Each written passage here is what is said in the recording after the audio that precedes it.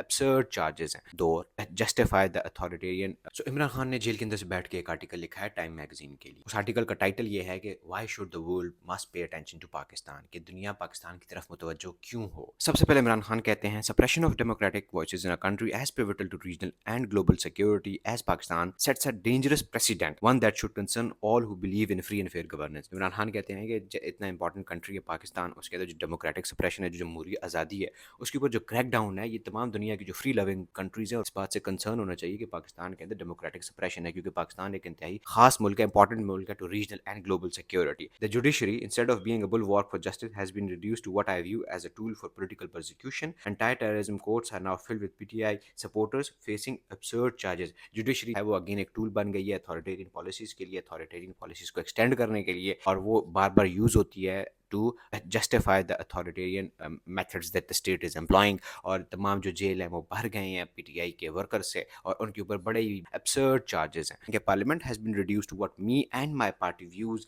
As a rubber stamp for authoritarian policies. Parliament को reduce कर लिया गया एज अ रबर स्टैम्प, बस उस पर ठप्पा लगाने के लिए कि भाई कोई भी अथॉरिटेरियन पॉलिसी होती है, they use the parliament as a rubber stamp to justify those policies. Legislation aimed at curbing judicial independence, suppressing free speech and criminalizing dissent has been pushed through without debate।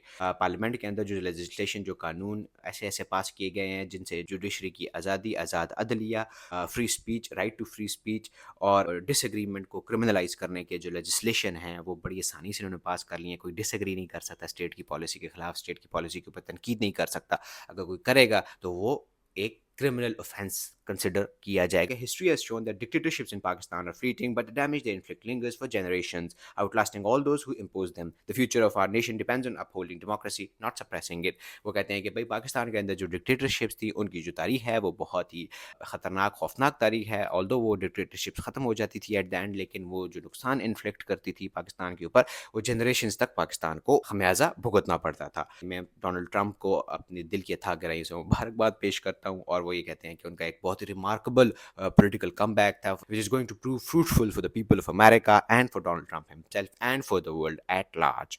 आखिर में इमरान खान ये कहते हैं कि I remain hopeful that this new chapter in US leadership will bring meaningful engagement in these critical areas and contribute to fostering significant peace and progress. और कहते हैं कि हम ये उम्मीद करते हैं कि जो यूएस की जो नई लीडरशिप आई है, it's going to contribute to significant progress in peace and progress, which we are essentially witnessing in real time as Donald Trump is trying to push hard to bring peace in different parts of the world. Whether that is acceptable to both parties or not is a different debate, but Donald Trump is definitely trying to bring peace to different parts of the world. तो यही बात इमरान खान ने की है कि हम उम्मीद करते हैं कि वो different parts of the world के अंदर peace लेके आएंगे और एक नया दौर